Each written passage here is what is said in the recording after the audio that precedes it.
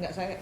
Ya, pemirsa, masih dalam program Special Report Pemilu Damai 2019 bersama saya Ami Ardini, dan untuk mengulas prosesi penghitungan suara pemilu yang kini tengah berlangsung, bersama kami sudah hadir di studio ada Direktur Riset SMRC Denny Irvani, dan juga ada dari juru bicara TKN Jokowi Ma'ruf Rama Pratama, dan juru bicara BPN Prabowo Sandi Dian Fatwa. Saya sapa dulu narasumber saya di sini. Selamat siang menjelang sore nih, Mas Rama, kemudian Bu Dian dan juga Mas Denny. Tapi sebelum kita bahas seperti apa hasil quick count yang sekarang ini sudah mulai keluar seperti itu, kita lihat seperti apa kondisinya saat ini dan sudah berapa banyak suara yang masuk. Terlebih dulu kita bergabung bersama rekan saya Tezar Aditya. Silakan Tezar.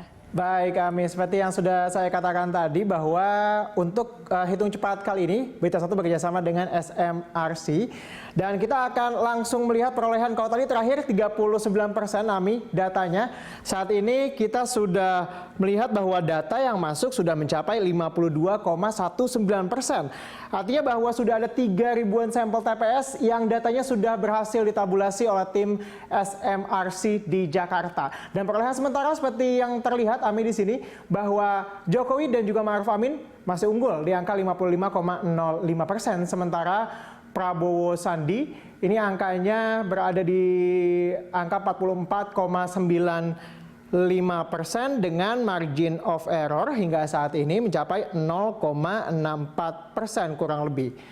Nah, yang menjadi menarik kemudian, Ami, adalah bagaimana pemetaan hasil suara yang mungkin bisa diulas juga oleh Ami. Kita ingin tahu apakah Jawa ini masih dipegang oleh Jokowi, demikian juga Sumatera yang sebelumnya dari berbagai survei masih dipegang oleh Prabowo, dan bagaimana pemetaan suara dari hasil 50% tabulasi suara yang sudah masuk ke SMRC pusat ini. Dan sementara kita kembalikan dulu ke Anda, Ami. Iya, terima kasih Tezar. Dan tadi kita sudah lihat seperti apa hasil quick count sementara ini. Data masuk sudah 54,19.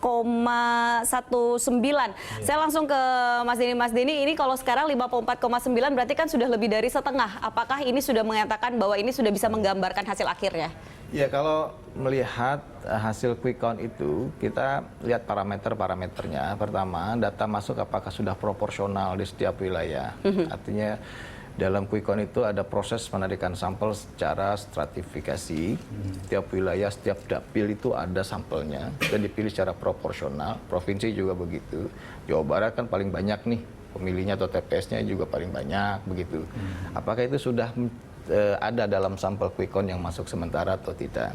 Kami lihat itu sudah.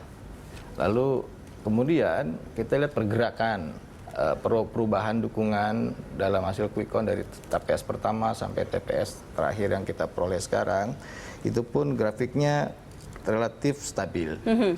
Jadi kalaupun ada perubahan, diperkirakan tidak lebih dari 1%. Oke, jadi kalau naik turun itu, kalaupun sampai 100% kita tunggu nih, itu perubahannya hanya sekitar 1%. Maka bisa dikatakan hasilnya sudah konklusif. Kalau percaya dengan ilmu statistika, maka kita bisa yakin bahwa itu tidak 100% ya. Yakin itu 99% misalnya. Statistika kan begitu. Dalam tingkat keyakinan, tingkat kepercayaan 95% bahwa pemilihan presiden akan dimenangkan, kemungkinan akan dimenangkan oleh pasangan nomor 1. Kemungkinan besar. Kalau percaya dengan ilmu statistika, saya langsung ke Bu Dian, silakan. Ya, kalau saya melihat ini kan belum final.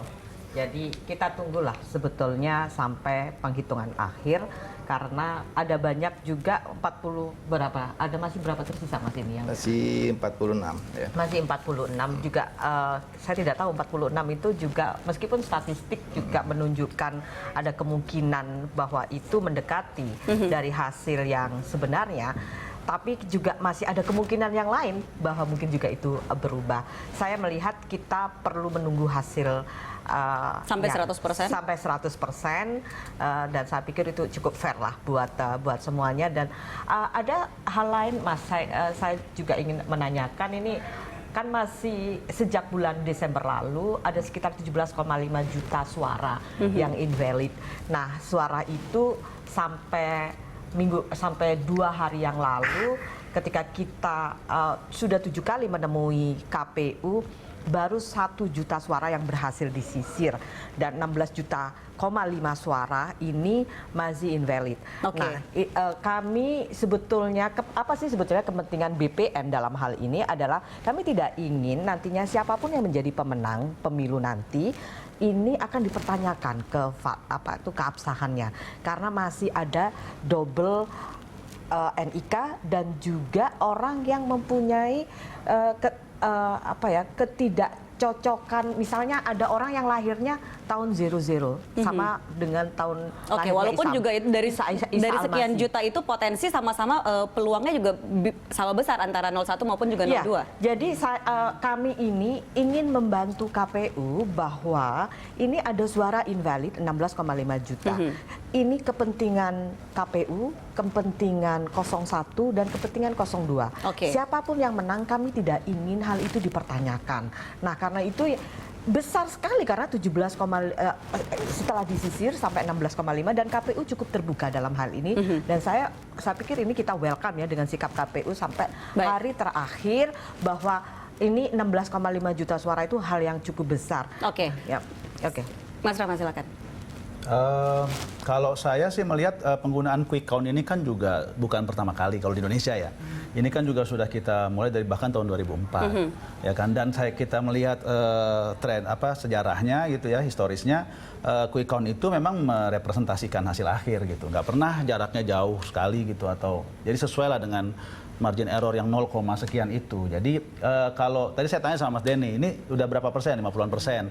Terus datanya udah stabil nggak? Udah bisa dikatakan bahwa ini bisa memprediksi hasil akhir? Sudah. Ya kalau memang seperti itu menurut saya sih ya harusnya kita sudah sama-sama bisa menerima hasilnya ini, bahwa memang diprediksikan Jokowi akan menang. Walaupun memang hasil akhirnya ya bahkan masih sebulan lagi, karena kan KPU kan masih nunggu C1 itu dibawa ke itu dan sebagainya. Tapi pengalaman dari pemilu ke pemilu yang sudah kita lakukan selama ini, quick count-nya tidak berbeda jauh, sangat jauh hasilnya dengan.